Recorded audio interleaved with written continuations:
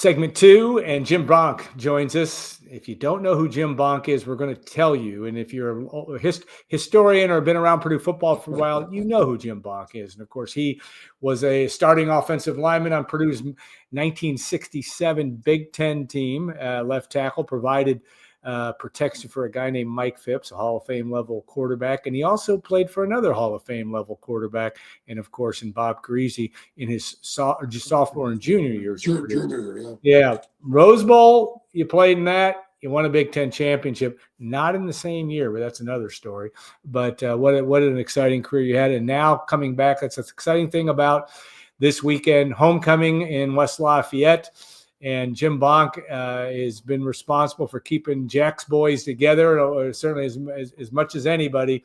And that's going to be a big part of this weekend. But Jim, thanks for taking the time to join the show. Well, thank you, Alan. I appreciate the opportunity to visit and catch up.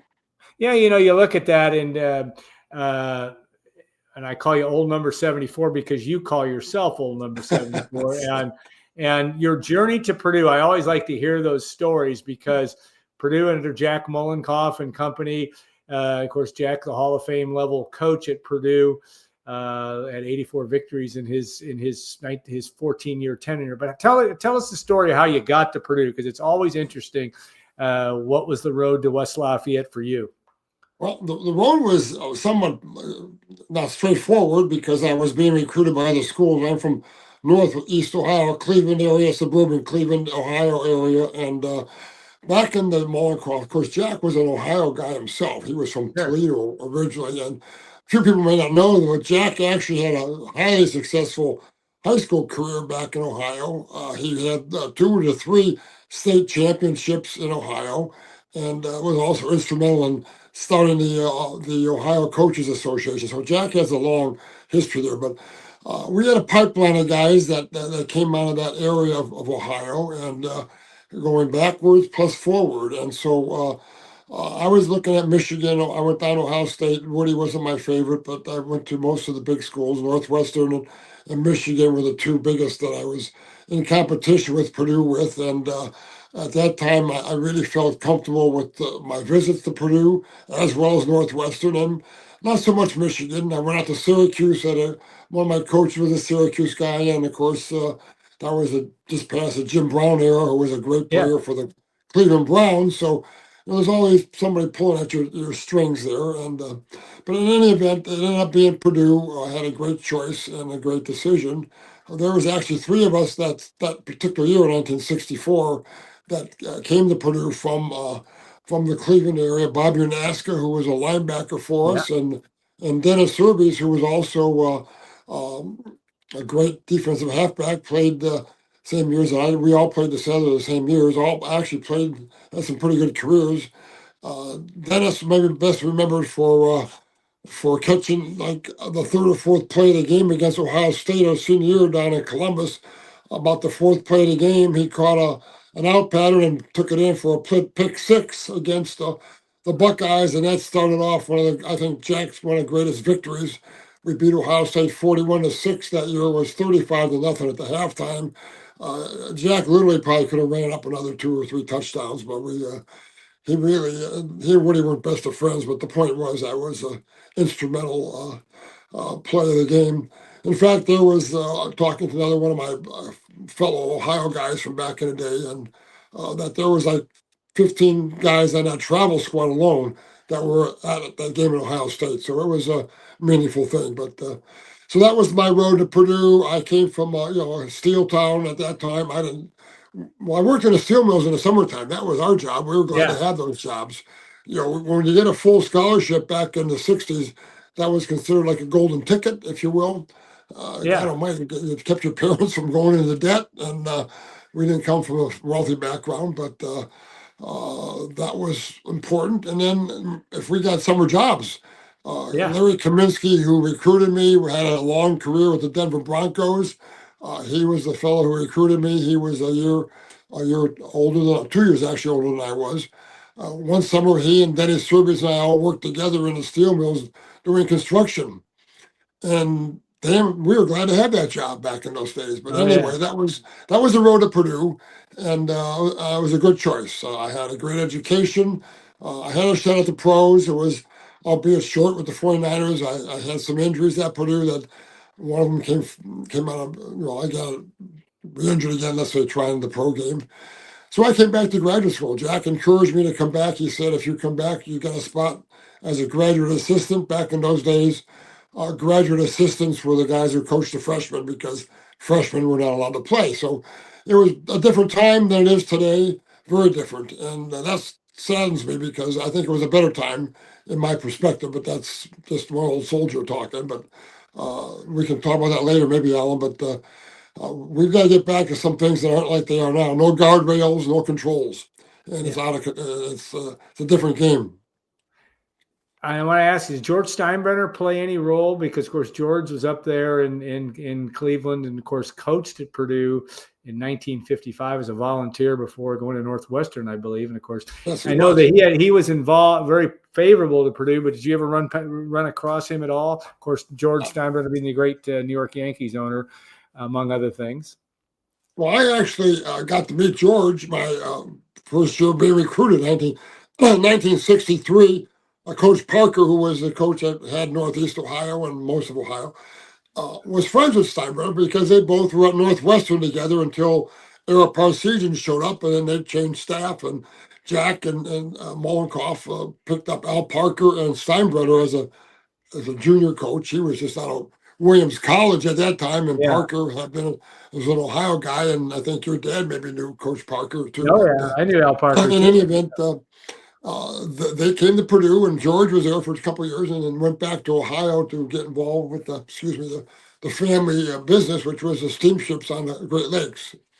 So I met George actually as a recruit.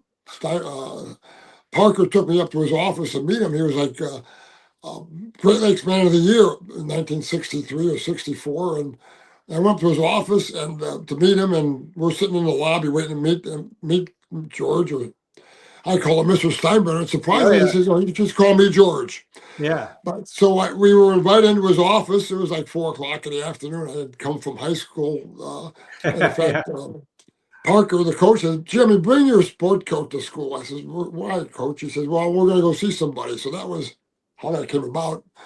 So we go into Steinbrenner's office, and he's got a fellow sitting there and greeted us, and got by the name of Otto Graham. Well, Otto Graham back in my day was like meeting God. Okay, right, Northwestern. Otto was a Northwestern guy, and that's how Steinbrenner knew him. But he was the All-Pro, all everything quarterback for the Cleveland Browns. So I think George was doing a little sales job on me at the time, along with Coach Parker. But that was my meeting with George. I had contact with him later in my career, though, with him, and actually did work with him for a number of years when I first got out of graduate school. So it was a wonderful experience. Was he selling you on Purdue or Northwestern, though? Well, I think it was Purdue because he and Parker were together. I think had I switched horses and gone to Northwestern, I might have got a similar treatment. But George was very close to Otto. In fact, one of his best friends, and was over the years to continue that relationship. All right. When you look back at your career and playing for iconic people, iconic coach, but certainly Bob Griese and Mike Phipps, of course, 66, Purdue finishes second in the Big Ten, but the no repeat rule allows Purdue to go. Michigan State won the Big Ten that year, allows Purdue to go to the Rose Bowl, a Rose Bowl that you won over USC. Then the following year, you were tri-Big Ten champions with Minnesota and Indiana. And that's bittersweet, but we won't go into that. But it was certainly a big deal in terms of that. You know, when you look back at a career and look at the time that's passed, what do you value most about your Purdue playing career? What sticks with you the most? Well, you think about coming to a school from 300 miles away, Cleveland was, and there are other guys there, but you come there, you're all coming from different places, different backgrounds and different perspectives. We had guys, Lance Olson, a good friend. He was from Staten Island, New York. We had one of my fraternity brothers, Bob Corby, was a Chicago guy, Loyola, which is a big feeder school for us back in the day. Of course, I had a couple of those guys from the Cleveland area that were with me. Denny Strubis and I became great friends. He was my roommate because we were both Cleveland guys, and ended up being fraternity brothers as well. So guys are coming from all over. And we had one special good friend of mine today, even, who came over from Germany. He was playing Army ball. Frank Burke played Yeah, 4 years great of Frank Army Burke. football before he came to Purdue. So we really had a diverse group. And but I think the players, the guys. I think if you want to touch one thing, that's number one. We all came together collectively, and many of us have stayed close. Unfortunately, we're losing a number of those guys now. I mean, I'm 79 years old. I hate to think at the calendar right now, but that's it keeps marching on, Alan. But that probably is the number one thing. And then secondly, I think the education that we got and received through our hard work, and I think the help of Purdue, was maybe not number two, because the coaching and the staff. Jack was a great finder of good assistant coaches. He had Ernest Wallen, who ended up having a pro career as well as for a long time as a coach, offensive lineman coach, and then he brought in a guy named Wimp Hughley, who was my senior year, Yeah. and we thought, well, this is another thing here. And then Wimp again went on and had a pro career as well. So I think coaches is another thing. Good people around the program, good people that you met as your colleagues and your teammates. Guys like Dr. Combs, who eventually became a dear friend of mine as well, he and Sally. So, I mean, those kind of experiences you had. And of course, I met Alan's father back in those days. There was a number of those people that were close to the program back in the day. So I think those are the three things. And I met my wife. I Yeah. put that on the Yeah, don't table. I forget better not that. forget that one. So number four, these aren't necessarily in priority or order, guys, but that was another good catch. There was my wife. She was 2 years younger than I was, and we met when I was in graduate school at Purdue, and that was a good experience. I had a great experience as well during my graduate school work. So, Well, um, and also obviously a time, a different time, but also the infusion integration when you had Jim, you had the Perry Williamses of the world and Leroy Keys and George Olean and others that came in, Marion Griffin, others that became African American guys that became part of that roster and part of that experience for you to meet those guys and be around them as well. I'm glad you brought that up. I did not mean to mention that, but we were always integrated. I mean, we had I had my class. We had, I think, 4 or 5 guys that were that were standouts. Were George Olean and Bob Holmes, Yeah, but Bob Holmes, right? other guys that were on in that group, and then of course guys like Leroy and Perry Williams and Griff. And Griff's a good friend. Leroy was one of my best friends, our Yeah, great friends. guy. Uh, I was at his memorial. It just was, something. But to this day, I still have contact with Monica and his 2 sons. So it was important because I didn't have a lot of those minorities in my school where I came from. I Yeah, was a suburban school, but not high end suburban, but a suburban school. But you're right, and you know what? The other thing is, and to mention it is, Coach Mollenkopf's career was coming to an end, but he had some of his most successful years. People would fall over if they knew. The last 5 years that Coach Mollenkopf was Jack's boys, we call ourselves, had a 40-10-1 record, 40 wins, 10 losses, and 1 tie, and that was at Southern Cal. I mean, it was Southern at Methodist. SMU down in the Cotton Bowl. So, I mean, that's a pretty impressive 5-year run that we had. I think matched up against any of the other named coaches like Schembecker and Woody back in the day for a 5-year period of time.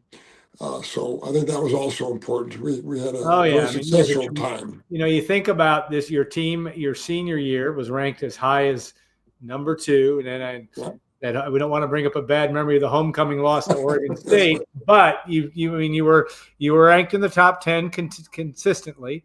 yes, you You were were ranked number 1 your sophomore year after beating Notre Dame, and then you tied against correct. Southern Methodist, but you're number 1 for a while. Number 1 the year after you graduate, 68. They started that season as number 1, so that's pretty high stuff. It sure I have is, to yes. ask you this question because you played 3 of the most iconic players in the history of Purdue football: Mike Phipps, and there were others, but Mike Phipps, Leroy Keys, Bob Greasy, 3 guys there in terms of. I don't. It's unfair to ask you who was the best, but what made each one of them unique in your opinion? You had to block for two of them, and you blocked for all three of them, I should say. Yeah, I did. Leroy Keys, you blocked for two.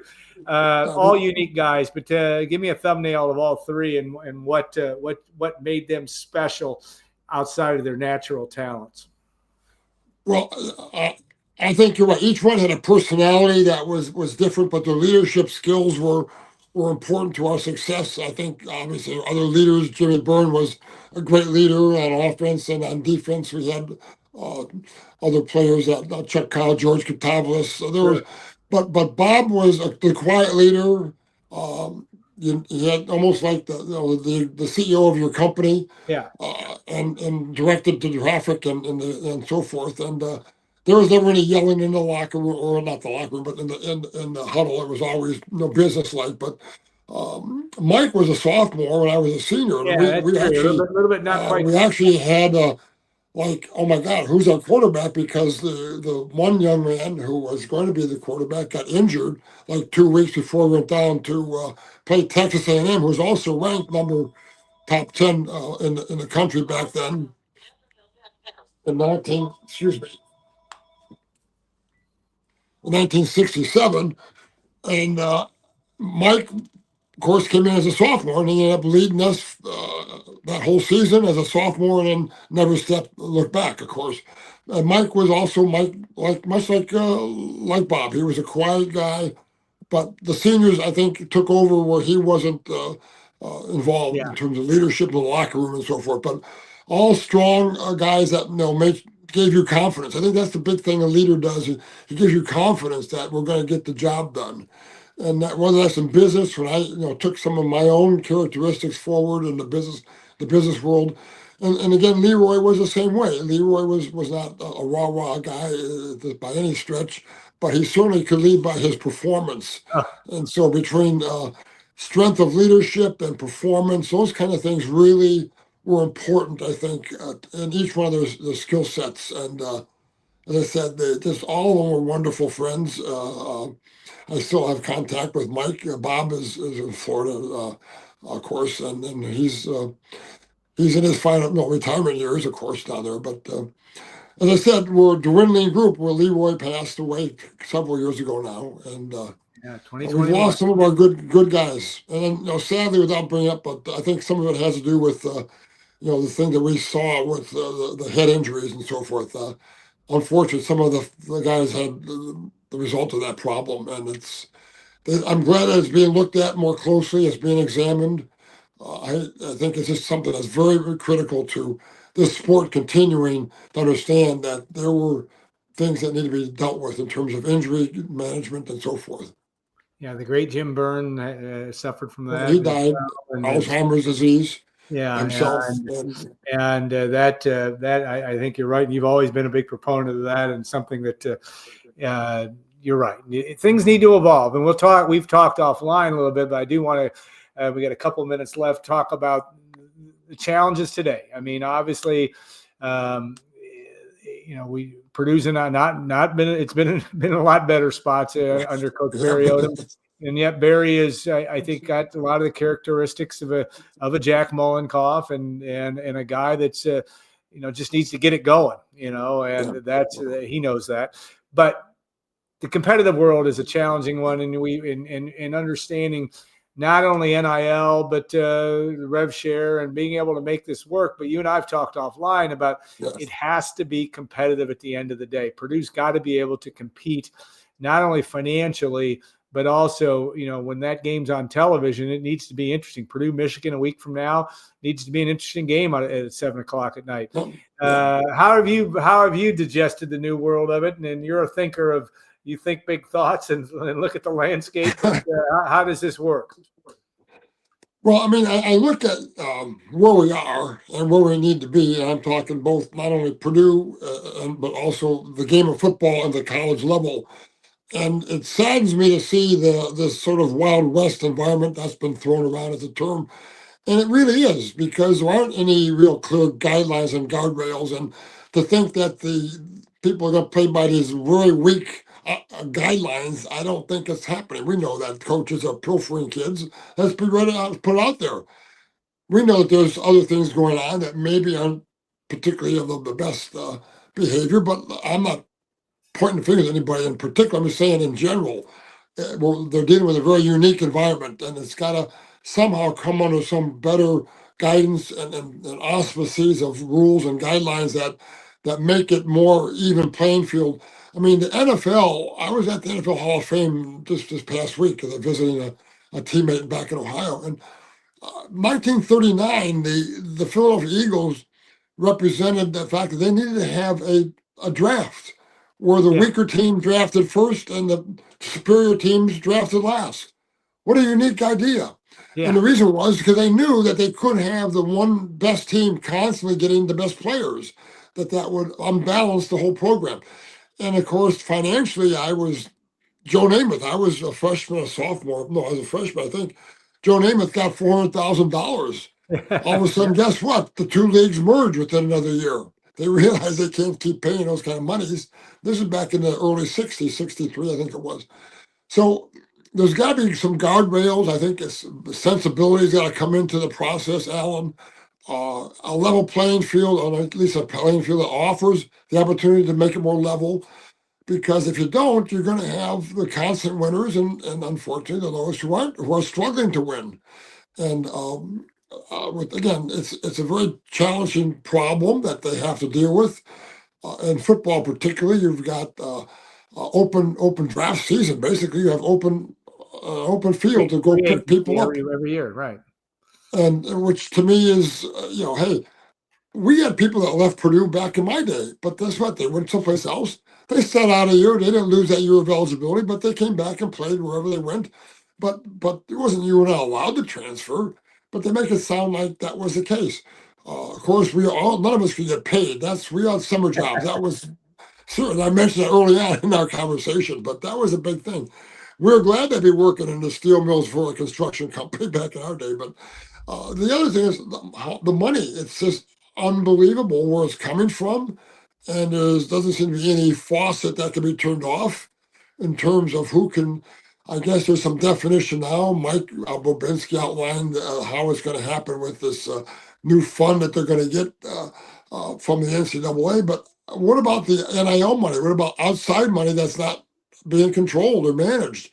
The disclosure aspect is a huge thing. Just think if you had to disclose everybody's NIL spending by player and disclose it so that a team couldn't just be piling up money on a particular group of players.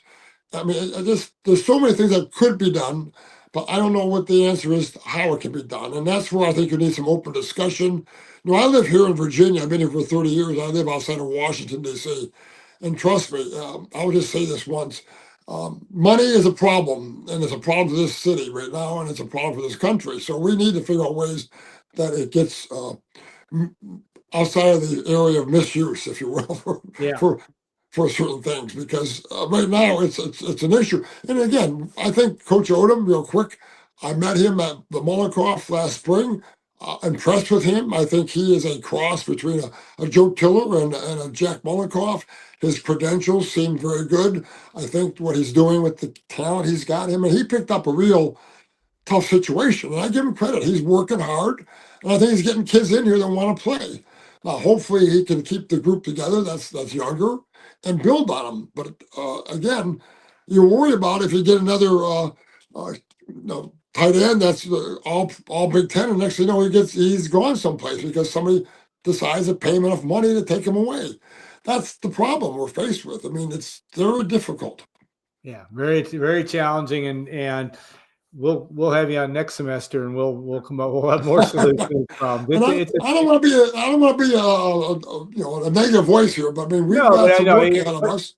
What you're bringing up is the topic of the day, and we need people to talk and to reason and to be able to figure out how best to solve this. Because one thing you don't want to do about college football, which they are running the risk of doing, and that is throwing the proverbial baby out with the bathwater here. And that is a very dangerous thing. All right. One more comment, if I can make one more quick, or make it quick, because I know we got. The other thing, and I didn't get into it, but academics. I'm always been an academic Yeah. person. I think there's no discussion of that. I don't know Yeah. how it gets handled. To me, it's you talk about a dark corner of this whole issue. Uh, are these kids going to class? Are they taking classes at all? Who knows what's going on? There's very little discussion about the importance of academics because 99% of these kids that come out, even at the big schools, are not going to the NFL. And if they get in for a shot, it doesn't last long. It's a very thin number at the very top.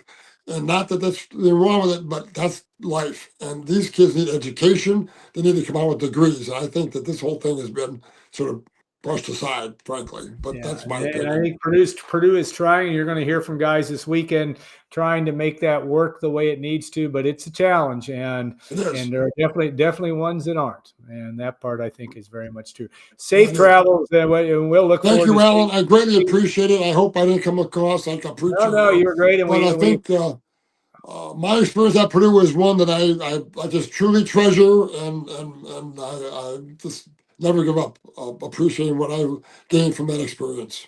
well, we hope you have a great weekend, and Thank you. if you're and as a Purdue football alum, you hope to see a victory on Love you too, Saturday man. afternoon. Take care. And all my And brothers that have passed me by. Okay. all right, take care, and we'll be back in a Peace. couple minutes for the next segment on Golden Black Live.